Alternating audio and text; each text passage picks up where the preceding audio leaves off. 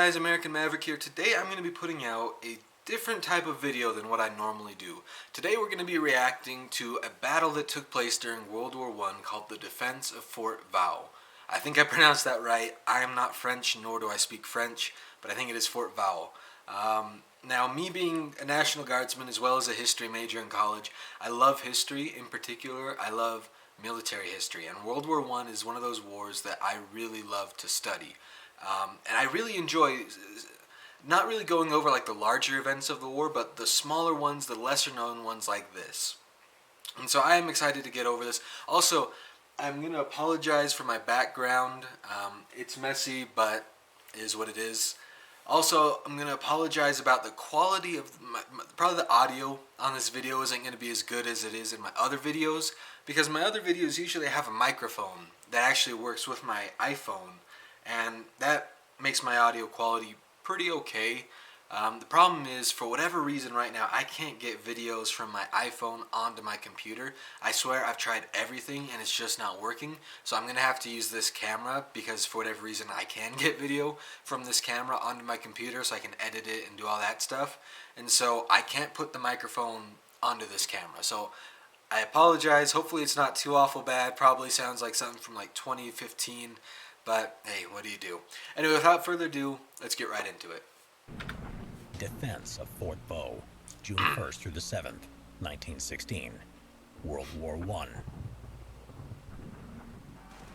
The Battle of Verdun, the longest battle of World War I, lasted from February 21st, 1916 until December 18th, 1916, and caused over 700,000 casualties. In early June 1916, some of the fiercest fighting of the Battle of Verdun would happen in the dark corridors and casemates of Fort Vaux. This fortress was the smallest of the 44 fortifications around the city of Verdun. Alright, now real quick, just looking at this video, just, I don't know, imagine like how much more, I guess, gruesome the war was back then. How like close it was.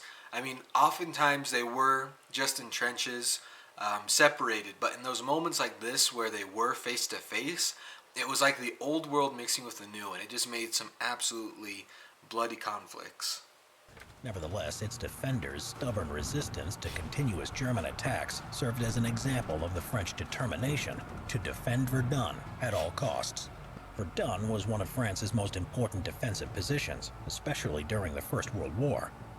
After the French defeat at the Franco-Prussian War in 1871 and the loss of parts of Alsace and Lorraine, the defense of Verdun became of vital significance.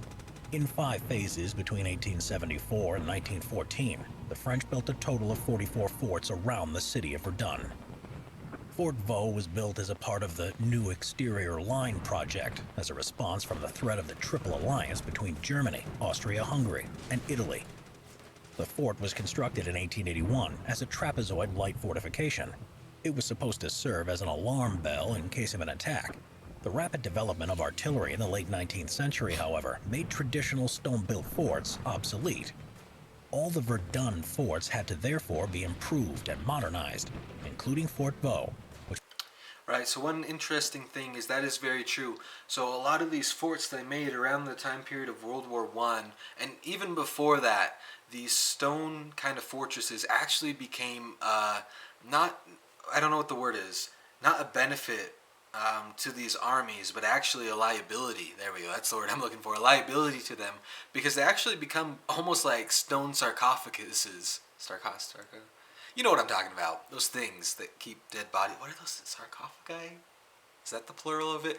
Anyway, because of advancements in things like artillery, cannons, stone walls weren't really effective anymore, and so you had to modernize, and this came with stronger materials that could protect against things like artillery, but it mostly meant things like artillery pieces, or at least larger guns inside the fort themselves, machine gun nests, things like that, where you could easily defend it and not just hunker down inside of it. Which became a moderately sized fort with accommodation for 250 men. The fortress was modernized on 3 occasions.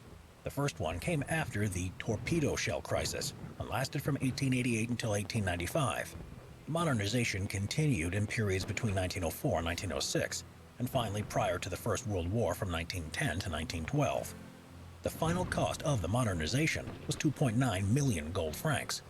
The most Now, is that 2.9 million in their time or 2.9 million in our time? Because if 2.9 million is a lot either way, but back then 2.9 million is a lot. important feature introduced was the reinforced concrete installed on the roofs and walls most exposed to shell fire directly over the old masonry facades. The thickness of the walls varied from 4 feet or 1. Okay, sorry I'm talking so much. Normally I don't talk as much. I absolutely love the French World War I uniforms, and I'll give them credit for what they did. Now, I'm not positive on this, and correct me in the comments if I'm wrong, but if I'm right, in the beginning of the war at least, didn't they wear red trousers with their blue tunics? Or at least some units at least, I think, wore red trousers with blue tunics. Not dissing them, kind of dissing them, but I'll give them credit for wearing that. 1.2 meters for tunnels to 6.6 feet or 2 meters for the exposed walls. These concrete walls were able to withstand the impact of a 270 millimeter shell. The trapezoid fort measured 492 feet or 150 meters from north to south and 656 feet or 200 meters from east to west, and was surrounded by a deep, dry ditch. The ditches were protected by caponniers, defensive bastions on the fort's corners, featuring loopholes from which the French defenders would fire against the enemy. On top of the fort, there was a retractable steel turret with 2 short-barreled 75mm guns. That is pretty cool right there. That is really cool that they could come up with something like that at this time. The turret was able to rotate 360 degrees and served to cover all approaches to the fort. The gun turrets were connected by speaking tubes to an observation post protected by a heavy steel dome. Additional firepower was provided by 2 Bourge casemates on the southeastern and southwestern corners of the fort. Placed behind the ditch, these 2 casemates were protected with earth that covered the barracks and roof made of thick concrete. Each Bourge casemate housed 2 quick-firing 75mm field guns. Their role was to protect the fort's flanks and to provide flanking fire for neighboring forts. However, these guns were removed so they could be used on the front line before the defense of Fort Vaux had begun. Okay, I almost guarantee that is... I'm not going to say a mistake because I can understand them wanting to move that towards the front lines, but I guarantee those are going to be desperately missed during this battle. The inside of the fort housed the barracks with large rooms for soldiers, a commandant's quarters, a signaling station, storerooms, magazines, a first aid post, and latrines. The barracks were connected to other elements of the fort via tunnels. 2 underground cisterns with a capacity of 300,000 liters provided the water supply from nearby springs. Another source of water was rainwater, which was filtered through the earth and then flowed to the cisterns. Water facilities were of the utmost importance to the defense of the fort. Its consumption was strictly controlled. Each soldier had the allowance of 5 liters per day, which he 5 liters per day. Now, is that for drinking, maintaining hygiene, and washing clothes. Okay, that's what I thought. Okay, so I spent 2 years in the Philippines where I'm sweating, I'm like walking mile after mile after mile every day. And 5 liters of water is not a lot of water. And this isn't even just their drinking water. This is the water that they use for bathing. I use that term lightly, for cooking, as well as just for general drinking. And so 5 liters may sound like a lot, but if you've ever been in a situation where that is all you have, you understand that is not a lot of water. And I feel bad for them because going without water, that's awful. It wasn't only the lack of basic necessities that made the lives of the French troops strenuous, as the constant bombardment from the heavy German 305mm and 420mm guns caused enormous stress. Once the French garrison of Fort Vaux was attacked by the Germans and cut off from the rest of the battle. Okay, so just real quick with this little scene, it just goes back to like during World War I, you had the old world meeting with the new world, and whenever you got to this face-to-face combat, hand-to-hand, it was just gruesome. Their situation turned into 5 days of brutal fighting in inhuman conditions. The attack on Fort Vaux showed no importance for the final outcome of the Battle of Verdun, yet the bravery of the fort defenders would make the battle famous. On February 25, 1916, the key of the right bank defenses, Fort Douaumont, fell into German hands. The next day, French General Hare, the military governor of Verdun, ordered Fort Vaux to be destroyed. The French plan was, however, prevented by the Germans, whose bombardment destroyed the explosive charges before they were armed. The change of events came when General Henri-Philippe Pétain replaced Hare. Pétain gave the order for any charges left to be removed and to defend each fort at all costs. On June 1st, 2 battalions of the German 50th Infantry Division commenced the attack on Fort Vaux. At that point, Fort Vaux was devastated by 3 months of severe German bombardment. The German shells destroyed the top 75mm gun turret, so the fort relied only on its machine guns to defend itself. The 420mm shells destroyed the concrete layer of the fort in several spots, exposing its interior tunnels. Worst of all was that the artillery shells damaged the internal galleries and caused the leaking of the water cisterns. The French garrison, under the command of Major Sylvain Eugene Raynal, counted 600 men. Even though the fort was designed for just 250 soldiers, the increase of men was the result of a withdrawal of French soldiers who had rushed into the safety of the fort. The first targets of the German assault were the northern casemates. German pioneers crawled all the way to the fort's ditches and attacked the casemates with grenades. The German pioneers, while suffering heavy casualties from Fort Vaux machine guns and a 155mm gun from the nearby Fort Moulainville, did manage to conquer both the northeastern and northwestern casemates and entered the tunnels leading to the main part of the fort. Inside the tunnels, they bumped into sandbag obstacles with machine guns the French installed to prevent them from advancing further inside. On the following day, June 2nd, the Germans had the entire fort encircled. Major Raynal and his men were trapped, but continued to resist the Germans. Didn't make any progress inside the dark tunnels of the fort. Pressed by German infantry from all sides, the French soldiers were desperate for help. Major Raynal sent a messenger pigeon asking for a counterattack, which followed on June 4th. Okay, now real quick, just imagine during World War I, your life and the lives of all your men are in the hands of a bird. That's just amazing to me that they managed to make things work using birds.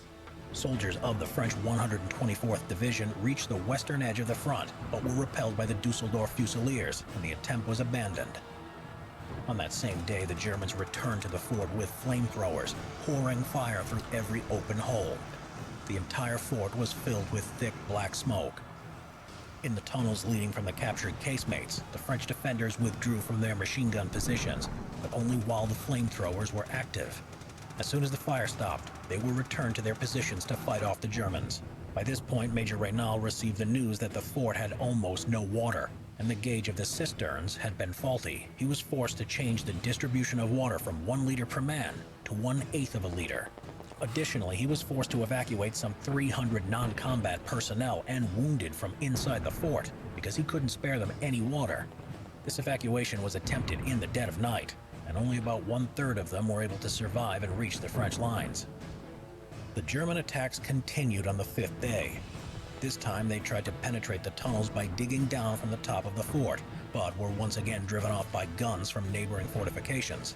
Major Raynal had signaled the nearby Fort Souville, which bombarded the surface of the fort with artillery to take out the Germans on the roof. The Germans responded by shelling Raynal's signaling station, meaning that he was totally cut off from the outside world. The flamethrower attack attempted by the Germans on the southwestern Bourges casemate had failed. At that point, they were close to abandoning the attack, as the number of their casualties grew, while no progress was being made. The other side, meanwhile, was faring no better. For the French, the last drops of water ran out from the damaged cisterns on June 6th.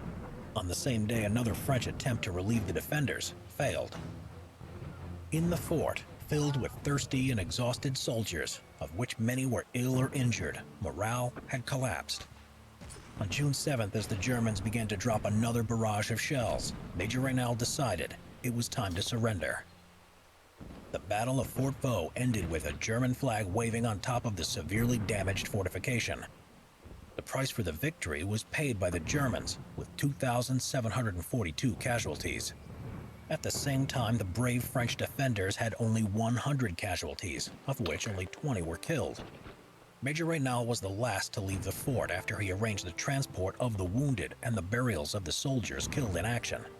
When he was taken to the German headquarters, General von Engelbrechten paid him the greatest respect for bravery, assuring him that he should feel no shame.